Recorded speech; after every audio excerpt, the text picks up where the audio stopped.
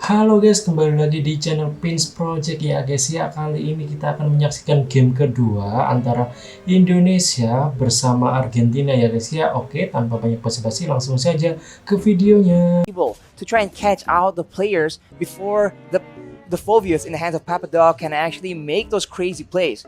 So far though, it is a slow laning phase, and it will all depend on, I think, the jungler. So far we've seen that both these teams like taking it easy all the way till number 4, but in this game, it's a bit more scrapping going on. Let's see, right now, Indonesia early on, already Wan actually winning out in the lane up against Clint right now, and Brad is actually able to get out. Wait! In the XP lane, it's a solo, it's a gank. It's a gank there, from 2v1, Erwin taken very low. That's the Inspire popped in. Brands looking for that kill onto Erwin. Will not be able to find it, but it's a lot of damage, and that pressure has been alleviated off the other members. Dreams gets caught. That's going to be the shadow kill to pick up another 1-for-1. This time, Argentina with their comfort picks are doing better. Argentina strikes back in the early game. Again, you can't take this team lightly. They are a serious contender in the tournament right now. Indonesia, they need to be a bit more careful, because if they let Yutun start snowballing, that can't be good for them as well. These squishier laners are going to be quite vulnerable, but I guess Brands will be the one that will be feeling the bulk of that aggression. Indonesia, though, already first onto the neutral objective now. Picks it up. No contest from Argentina, as Jotun doesn't have that purple buff. Without the purple buff, Hayabusa is going to find it very difficult to contest or even to gank. So for Argentina, it does feel like their win condition is solely on getting the picks early on. They can't really go for the neutral objective control. Dreams there with a cheeky invade, looking for that steal. But Taz on this Demon Slayer Benedetta. I wonder if he's going to go damage or tank. I think damage must be the way to go. He has that Demon Slayer emblem, so it's a interesting hero. Able to be built quite a few different ways: hybrid, tank, full damage. But right now, we keep talking about the lane management in game number 1 and game number 2 here. I think it's no different. Indonesia has so many wave clear tools to actually work around with. Psychots, Taz, as well as Hijime can all do that, but look at that aggression coming in, and they're not done yet. Jotun able to maneuver himself out of that position, but now he's going to get caught in the stun. Doesn't have the shadow kill to play with here to get as well, but a Numenal Blast forces Erwin to pop that circling eagle, leaving Jotun behind for Indonesia to take. Erwin trying to dish out damage back, but again, it's Indonesia that it really feels like Indonesia has Argentina's number in the rotation game. You can see how they can just have such a good read on Argentina, because Dreams, he charged the Numenal Blast preemptively towards the top side, so they are a few steps ahead in these very messy skirmish engagements. And I think Taz is waiting. He's trying to try and steal that purple buff. Does he have backup though? That's the main question. He's all alone here. He's still looking for that retribution battle, but decides to back off, using Eye for an Eye to get out of the circling eagle. Meanwhile, in the XP lane, Hijime and Psychots finds a kill. That's the second kill over to Papadog, who's not having a blast on the Phobius in that XP lane, Arashi. We mentioned it, up against the Yuzong.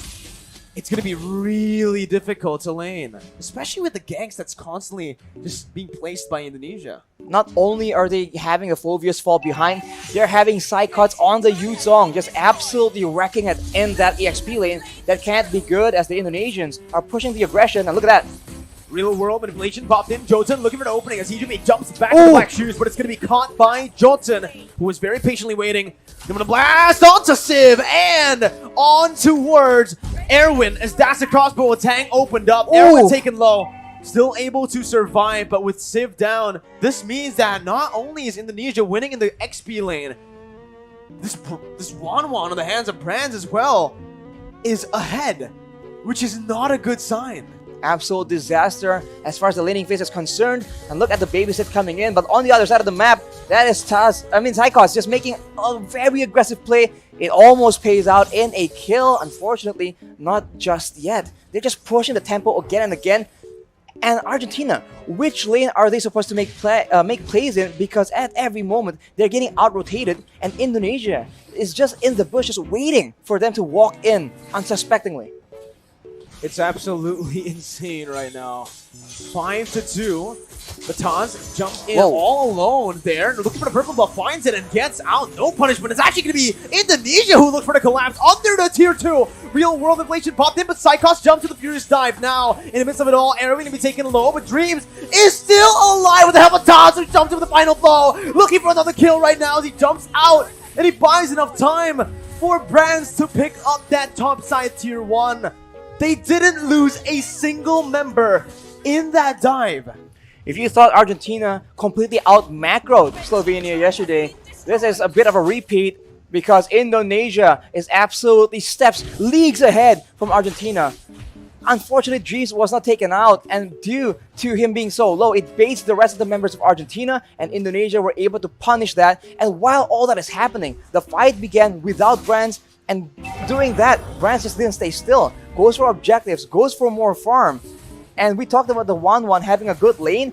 Brands is having an amazing lane, and in the late game, that cannot be good for the side of Argentina. 6th minute, 4-man dive, 4v5 Arashi. That's what made it super impressive. It wasn't a 5v5, it was a 4v5, and they still got out with the better trade. They still were able to take that purple buff unpunished. They were the ones actually punishing Argentina for stepping into their own jungle.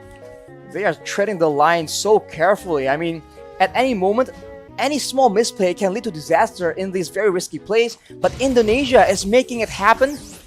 That just shows, again, their skill and their class, and right now they are in the sides, in the wings, waiting for an opportunity. Side cuts always being so crafty in the positioning game, but look at that. Jotun has the quad shadow, gets out, but it's going to be chunked by Hijume, who follows him under the turret with the black shoes, gets out. Real world inflation popped in, but that's going to be Tatu, who targets him down with the final blow. Forcing the flicker out, Dreams taken down in the back lines by Papa Dog as he jumps into the demonic force. Hijume falls as well. Indonesia, too over aggressive, finally punished here by Argentina, but Brands is looking for the crossbow attack. Pops in the end against Papa Dog, who gets the safety with the guiding wind. Taz still looking for his Psychos with the Black Dragon form now, still going for this fight. It's a 3v5, but Indonesia still are able to push Argentina back, but it does not change the fact that Argentina were able to find another 2 kills. They get another 2 kills, but we talk about the wave pressure again and again. You guys at home are probably so bored of hearing about it, but the bottom side, the minions have taken 1 more turret for Indonesia. You take a look at the items here, 4 Brands, Corrosion Scythe, having the Demon Hunter Sword as well. These thicker, tankier members on the side of Argentina are going to be suffering from that percentage HP damage from the Demon Hunter Sword, and it's only going to get worse from here on. That is 2 core items for 1-1.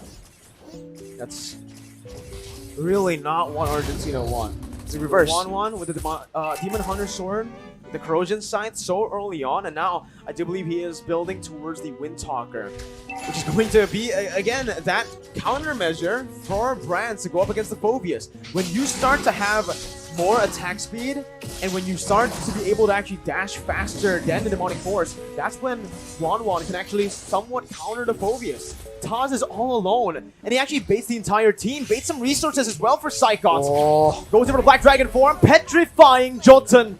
And just like that, that's the jungler taken out. That's also Meteoro who falls in the mid lane to Brands. Papa Dog isolated, zone away from the rest of his team as he'll be stunned up and he will be slain up in the top side. Look at Brands. 3-0. Brands pushing in the mid lane without a care. He is alone. He is staring 2 members of Argentina in the face. It doesn't matter. He is so ahead right now. He has that confidence, the mechanical skill. And look at that. He's behind the turret. That is, you're not supposed to do that as a marksman, but Brands doesn't care, I guess, as Indonesia wrestles away the control in the jungle from Argentina. But look at that right now. They're just sieging the base as much as possible, and the base turret passive has popped. I can speak based on experience that on the 1-1, if you're snowballed, you can do whatever you want. Yeah. So we'll see once again. Psychos wants to do whatever he wants as well with the Black Dragon form, just penetrating into that base, zoning 4 members away from the base turret. And Brands and Hijume just sieges it down. Taz now a little bit has the Numenal Blast cancelled out, but he flickers forward, getting the damage and the stun onto Meteoro, who's forced to flicker back out again. Taz now under the turret range, forced to back away. Shadow Kill popped in, won't be able to find enough damage to take anyone down. That's another resource. The real world manipulation by Meteoro to defend. 10 minutes in, Indonesia have cracked one base turret and are looking for the second in the mid lane. Arashi, it's looking grim. It's gonna be Hijume who dumps back with Black Shoes. Demonic Force popped in by Papa Dog. And they do not want to stop. They just have the superior siege right now. They're going for damage on the members of Argentina and also the base turrets, but they're going again. Papa Dog looking for the play, but it is just going to give Brands enough weakness points to pop that crossbow of Tang. Erwin low, forced to recall, and Indonesia are looking for the end. 2-0. Cyclops jumps in again with that signature Petrify on 3. Finds a double before they end. Oke guys, terima kasih untuk semua kalian yang sudah nonton. Jangan lupa like, share, dan subscribe. Terima kasih. Dadah.